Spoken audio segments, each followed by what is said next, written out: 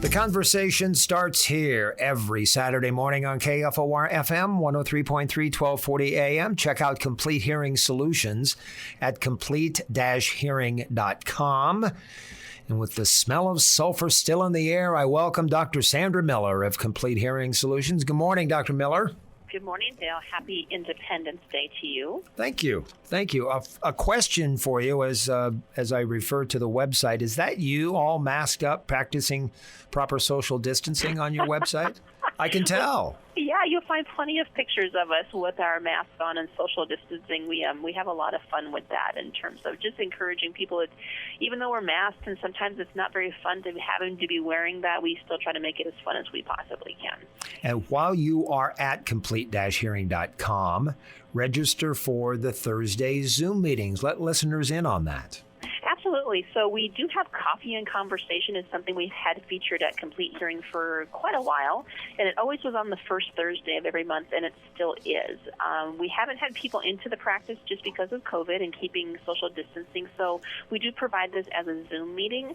So it's online. All you have to do is, if you just type in complete-hearing.com, that's going to pop up and just register with us, and we'll send you a link. We're actually going to be doing these meetings now every Thursday just to provide education, and so when you tune in with us for our Zoom meeting, a couple of things will happen. We're going to talk about general health topics, and then for tuning in, you're going to get some special prizes as well. So we highly encourage you to go to the website and get connected with us, and we'll send you an invite. Had you said Zoom meeting about 3.5 months ago, you would have had this strange look back from a person. But now it's part of our nature.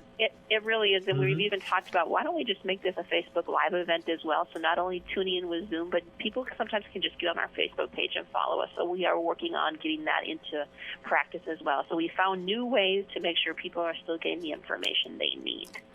I have no doubt there were people going to bed last night and going to bed tonight with ringing in their ears from fireworks. What causes ringing in the ears? Yeah, absolutely. So, we are celebrating independence, and the 4th of July is such a wonderful holiday that we get to celebrate. When it comes to fireworks, I thought it was important that we just talk about, we do fireworks a lot more often than we ever used to. I think definitely for celebration purposes. We just had graduations, and fireworks were allowed during that time, and they're allowing them a lot more than they used to. So what I want you to think about with fireworks is fireworks typically, kind of at the epicenter or the location of where that firework goes off, it's about 150 to 175 decibels loud. So louder than a jet engine when that explodes.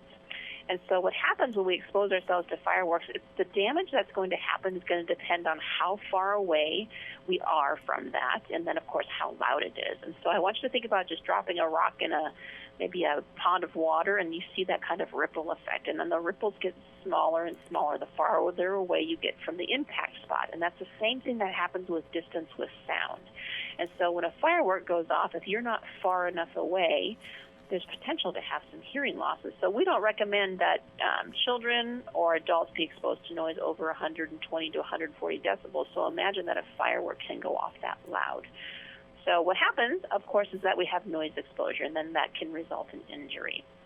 So the ear does not like loud sound, and your ear is designed to protect itself.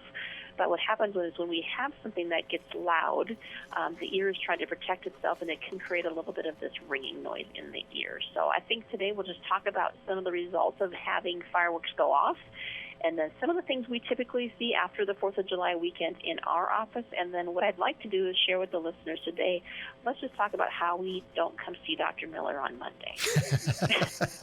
Prevention. Right? Prevention, that would be our goal. We definitely just would let's be smart about this. That would be the best way to go. What goes on in the ear?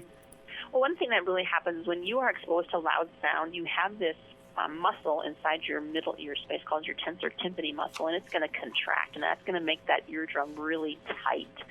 So imagine when you're drumming on a snare drum, if it's really, really tight, it's not very easily manipulated. So that's one protective system your body has.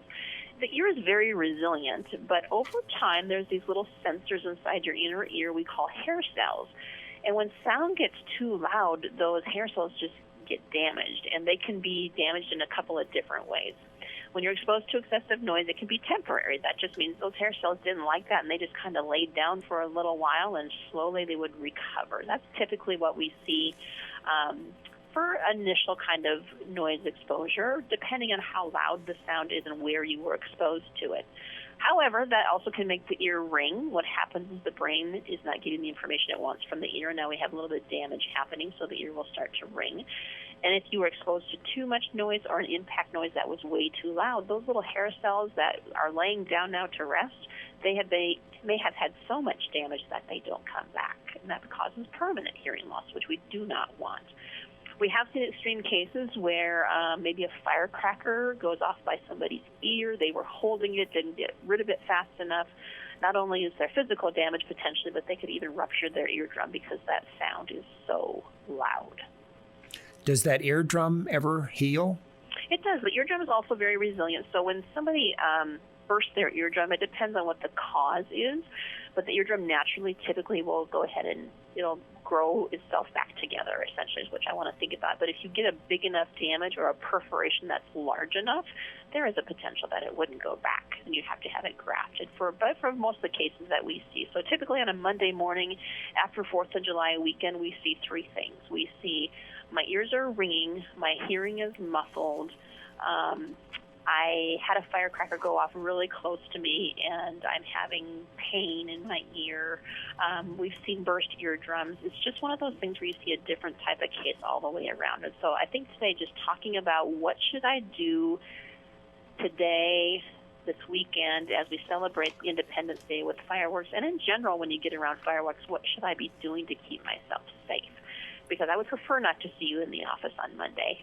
Let's make smart decisions. And I would tell you, I think my concern this year especially is because we're not having any of our July Jam or our Uncle Sam celebrations, and so we aren't going out to the big firework displays, and that makes me think that many people are going to be doing this at home.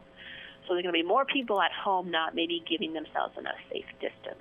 So I think we'll talk about some tips today to keep you safe.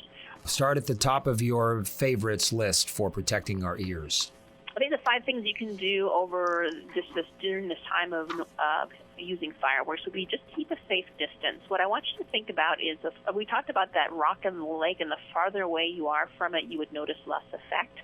When it comes to fireworks, we'd recommend you be, honestly, for safe distance, probably 50, 60 feet away if you possibly can. So imagine if you're lighting off a firework, can you even get 50 or 60 feet away from it? So distance is one of the most important things you can do. The other thing is that when you're at home, commercial fireworks are out there, but you're really not supposed to be buying them. And when we use them at home, we don't understand the dangers of them in terms of how loud they can be. And so we would say if you can, be super conscious about what you're buying and the impact that they can possibly have. Of course, we want you, number 3, to be putting on some earplugs or earmuffs. If you're the one who's going to be in charge of the display at your house, we want you to make sure that you have some earplugs in, some earmuffs on. You want to protect your hearing, because if you're going to be that person who's closest to those fireworks, you definitely need something. And I want to kind of just jump in and talk about children with this, because children's ear canals are so much smaller. So they're even at more risk, because when that sound goes off, their ear canals are so much smaller, which means it resonates louder inside their ears, so they need hearing protection. And we do not recommend that infants are around this type of noise at all. Put some earmuffs on them because their ear canals are so small. I would say if you're going to buy fireworks, they're not as fun, but buy the ones that are more safe for sure. And that's hard to know, because what am I going to buy when I don't know what these fireworks look like? And so, there are some that even say on the package, big boom or loud noise. I tried to research, Dale, if there was any place I could find on the fireworks that are out there, like what the decibel level is on a firework. Well, they're not going to tell you that. They're going to caution you that don't burn yourself, make sure you do all these safety precautions, but I think it's so variable depending on how close you are to the firework. Well, if you're at this distance, it's this, and at this distance, it's this, and we don't know because every firework is different. So we want to make sure we just use those precautions. And then I think a couple of things is just we tend to want to use fireworks. We light them in our hand, and then we want to throw them. There's just so many safety protocols that you want to take into place as well. So as we are spending more time at home and not potentially going to those commercial type displays, maybe here in Lincoln, I just want to encourage the listeners to think about those effects that this can have on their hearing. Circling back to the earplugs, what to look for an adult and for a child? Yes. What's really great about earplugs is The easy ones that you can use are just earmuffs. Put the earmuffs over the top of the ear. That's a really easy, safe way to do this. The other way is you can just buy them over the counter. What you want to do when you go to buy earplugs is look for the size. They come small, medium, and large, and then they come with a decibel rating on them or a noise reduction rating on it. It'll say NRR. That stands for noise reduction rating. And you want the highest possible that you can get. And so when you buy them at the store, what will happen is they'll have a noise reduction rating from anywhere from 15 up to 35. That rating is going to depend on how well it fits inside your ear. So you want to get something that's going to be fit appropriately. And so if it's not wadded down inside your ear and sealing appropriately, it's not going to give you maximum reduction. So the easiest way is to grab a pair, go to Walgreens, go to Target, just go someplace into kind of the pharmacy section and find some earplugs that you can use, or just some earmuffs that go right over the top of the ear. That would be the easiest thing to do. If this is one of your hobbies or you're around noise a lot, we do make custom earplugs for a number of different things, whether it's a dental hygienist who is around that loud drill every day, or if you're a construction worker and you're using a jackhammer, if you are a shooting enthusiast and you'd like to go target shooting. Like, we have custom hearing protection for everything that you can imagine. And the advantage to having something custom is that it's molded to the ear and it's giving you maximum attenuation for what you need it for. Because not everybody needs the same thing, but I would tell you not everybody's ears are shaped like a circle. And so when you try to buy something over the counter, sometimes my patients will tell me, well, I bought this, but it didn't fit very well. And that's because most people's ears are not a circle and most people's ears are not straight. And so when you get something, you want to get something that fits nice down inside the ear. Always helpful information on The Conversation Starts Here. Equally, you can find information at complete-hearing.com. And while you are there, you can register for the Zoom meeting with Complete Hearing Solutions every Thursday at noon. Live conversations with Dr. Miller. Have a safe 4th of July, Dr. Miller. You too, Dale. Have a great weekend.